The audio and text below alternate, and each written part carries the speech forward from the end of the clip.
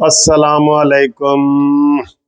कानूनी टीवी के व्यूवर्स को मुनसिफ अवान एडवोकेट का बहुत बहुत सलाम। तो जनाब, इमरान खान के हवाले से बात करते हैं क्योंकि इशू भी यही है, गर्म इशू भी यही है, करंट मसला भी यही है। आज इमरान खान ने कौम से खिताब भी करना है। अब एक्सपेक्टेशन है, कोई कह रहे हैं जनाब इस्तीफ़ा दे रहा है, कोई कह रहा है नहीं जी मैं आखिरी गेंद तक लड़ूंगा। वैसे इमरान का आया कि मैं आखिरी गेंद तक लड़ूंगा। लोग कह रहे हैं वो मैच खत्म हो गया, केड़ी गेंद तेरी बाकी रह गई है कि तू लड़ेगा। Game time over, game is over, game खत्म हो गई है।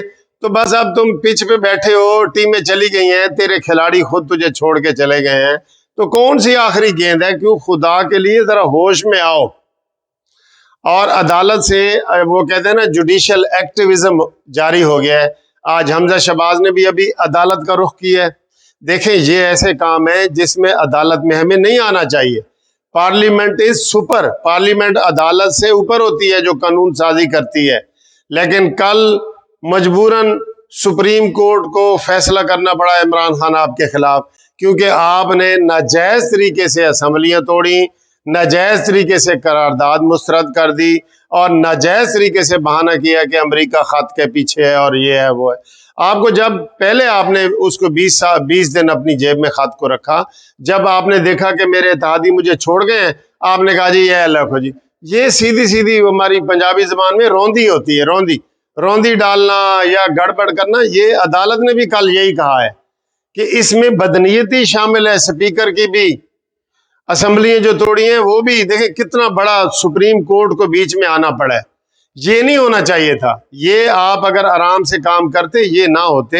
ये जो अदम एतमाद है, ये एक अपोजिशन का कानूनी हक होता है। पूरी दुनिया में हमारे आइन में लिखा हुआ है, आईनी कदम है। ये कोई मार्शल लॉ लगाने वाली बात तो नहीं है कि आप कहें जी कू हो गया है और गैर कानूनी हो गया है। अदम एतमाद है, बिस्मिल्लाह, आपको खुले दिल से मानना चाहिए था, खुले दिल से कि आओ जी अदम एतमाद करो जी। अगर आपके पास 172 बंदे हैं, आओ आओ जी। आप हीले बहाने ढूंढते रहे और कहते रहे मैं सरप्राइज दूंगा, सरप्राइज। ये सरप्राइज नहीं होता, ये बेईमानी होती है, धोखा होता है, जो सुप्रीम कोर्ट ने कल साबित कर दिया। आज फिर देखें पंजाब असेंबली में क्या हो रहा है। उसके लिए भी ताले सील कर दिए हैं जी, डिप्टी स्पीकर को हटा दिया है जी, फलाना। वहां भी नंबर गेम 206 बंदे उन्होंने पूरे कर लिए। 186 चाहिए, 206 पूरे कर लिए। आपने नंबर गेम को देखा है, आप बहाने कर रहे हैं। 6 तारीख का जो कल गुजरी है, 6 परसों, एडवोकेट जनरल पंजाब अहमद अवैस ने सुप्रीम कोर्ट में कमिटमेंट दे के आया कि जी 6 को इलेक्शन होंगे, अदम एतमाद होगा। तो 6 को जनाब परवेज लाई नजर असेंबली सील कर दी। ये तरीका है? ना खेडेंगे ना खेडन देंगे, इस तरह नहीं चलते मुल्क। ये आपने इतना बुहरान पैदा करी है। अभी तो खुदा का करम है कि सुप्रीम कोर्ट ने मुदाखलत की है और कोई मार्शल लॉ नहीं आ गया। इसमें मार्शल लॉ भी आ सकता था खटाना साहब, क्यों? मैं सही कह रहा हूं ना, इतना ज्यादा बुहरान पैदा हो गया था कि इसमें मार्शल लॉ आ जाता। मार्शल लॉ आ जाए तो आपको पता है फिर 10-12 साल चले जाते हैं हमारे, हम पीछे चले जाते हैं। वैसे कौन सा हम आगे जा रहे हैं? हमारे पासपोर्ट की हैसियत आपको हमने गूगल से निकाल के देख ली कि मजीद 4 दर्जे इमरान के आने के बाद मजीद 4 दर्जे नीचे चले गए। डॉलर इतना ऊंचा हो गया कि वो अब नजर ही नहीं आ रहा है, तो 200 के करीब पहुंचने वाला है डॉलर। तो जब डॉलर महंगा होता है, हमारे कर्जे बढ़ जाते हैं, हर चीज महंगी हो जाती है। यार कोई कोई खुदा का खौफ करे, खाली बातों से या खाली जड़ा ना। वो एक मुझे याद आ रहा है, लियाकत बलोच साहब ने एक लतीफा याद आ रहा है, आपके साथ शेयर कर लूं। कि कहते जी इमरान खान जब क्रिकेट खेलता था ना, तो ये बाल को चमकाने के लिए थूक लगाता था और फिर ऐसे रगड़ता था, ठीक है। तो वो फिर गेंद में वो चमक पैदा होती है या क्या होता है, सारे खिलाड़ी कर रहे होते हैं। तो इमरान खान को उसने कहा जी ए मुल्क थुक्का नाल नहीं चल सकता कि तू कहे जी गेंद रगड़ के। मैं हर चीज को तो आपने कहा है, मैं जी इसको क्रिकेट मैच की तरह आपने पाकिस्तान को चलाया है। खुदा के लिए ये हम नहीं कह रहे, आपके अपनों ने ये सारा कर्म किया है, अपने ही गिराते हैं नशे मन पे बिजलियां। तो आपके अपने ही मुखालिफ हो गए। कोई इसमें मैं समझता हूं कि अपोजिशन का कोई कमाल है ही नहीं, आपके इत्तेहादियों ने छोड़ा है। फिर जनाब ये गवर्नर सरवर का बयान पढ़ लें, अलीम खान का बयान पढ़ लें, उस्मा कारदार का बयान पढ़ लें, उस्मान बुजदार को आपने कुर्बानी का बकरा बना दिया। ये सारी बातें जो आपके सामने आ रही हैं, अगर आप धड़ल्ले से अभी आज आ रहा है कि जनाब वो आपका गवर्नर का जो वजीर केपी के पख्तूनख्वा का जो गवर्नर है फरमान, वो इस्तीफा दे रहा है, वो खबरें चल रही हैं टीवी पे। हालांकि केपीके में तो आपकी महफूज हुकूमत है, लेकिन वो भी दे रहा है, अपने ही दे रहे हैं ना, अपने दे रहे हैं वो, और अपने गिले शिकवे कर रहे हैं। मैं समझता हूँ ये अभी भी जो तुम हार रहे हो ना, अपनों की वजह से हार रहे हो। इसमें अपोजिशन का मैं उनको को क्रेडिट नहीं देता, जितना अपनों ने आपको बदनाम किया है।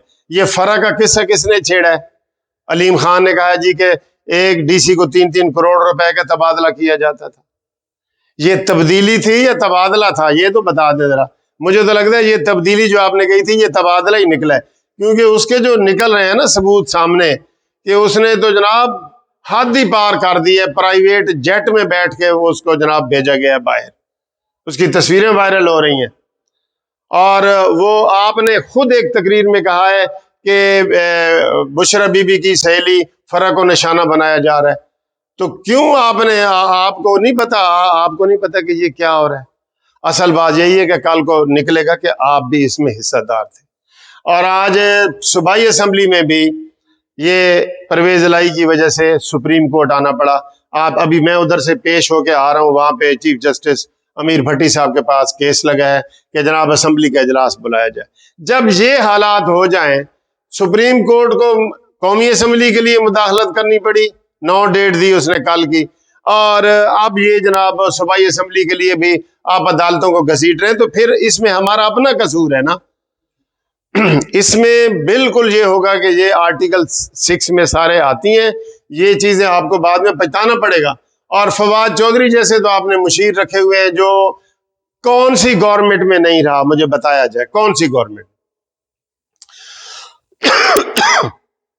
अच्छा जी, अब अदालतों को मजबूरन जो है ना इसमें आना पड़ रहा है। हमें भी अफसोस है, हम कहते हैं कि पार्लियामेंट अपने मसले खुद हल करे। जब आप असेंबलियों को सील कर देंगे, खारदार तारे लगा देंगे, तो क्या करेंगे लोग? अब असेंबली के मेंबर भी अंदर नहीं जा सकता।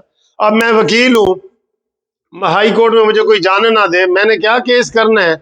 या मेरा कोई बार बार आप लाइसेंस मुअत्तल करते रहे, तो ये बात नहीं। आज भी ये वो गलत मशवरे, फिर वो आया खड़ा है फवाद चौधरी उर्फ डैश डैश, वो आया खड़ा है, तो ये इमरान को फिर पुठे रास्ते पे डालेंगे। अब इमरान साहब आपने असेंबलियां तोड़ी हैं, सुप्रीम कोर्ट ने बहाल कर दी, आपको कितने नफलों का सवाब मिला है बताएं? वो कहते हैं ना कि 100 छितर भी खा दे ते 100 गंडे भी खा दे। ठीक है, खटाना साहब आप आ जाए, आप भी थोड़ा सा आ जाए। खटाना साहब भी हमारे बड़े सीनियर एडवोकेट हैं। तो देखें, इमरान खान को कानून के मुताबिक चले, हम कोई उसके मुखालिफ नहीं है। मेरा तो गराई है सर जी, मियाँ वाली का तो आइन के मुताबिक चले, लेकिन इमरान खान मशवरे लेने वाला भी नहीं, ना उसको सही मशवरे देते हैं। आज फिर ये फवाद चौधरी अदम एतमाद के हवाले से ड्रामा कर रहा है कि ये जी साजिश। मुझे ये बताएं, खत के जो ड्रामा आपने किया है, क्या अब जो सुप्रीम कोर्ट है वो भी उसमें शामिल होगी? उसने भी कहा है कि नई हुकूमत आए, अदम एतमाद आए, अदम एतमाद के हवाले से आप बातें करें। क्यों कमजोर बातें करते हैं? आज तक आपने किसी को खत नहीं दिखाया।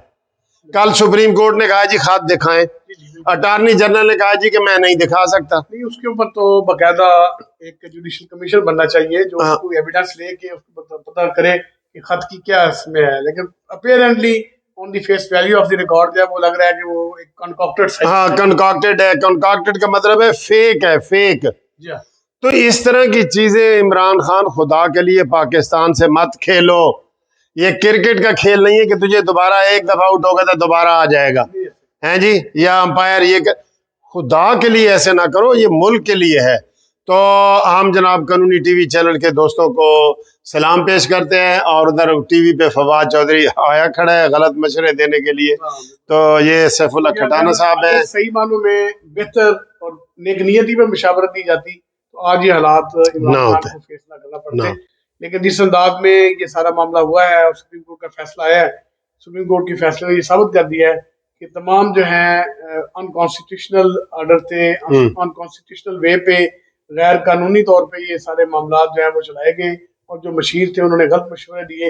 अदरवाइज शायद ये हालात ना होते फेस ना करते। ना होते। ये बात चलो जी, थैंक यू वेरी मच जी। इंशाल्लाह अगली वीडियो में आपसे मुलाकात होती है, तब तक के लिए खुदा हाफिज।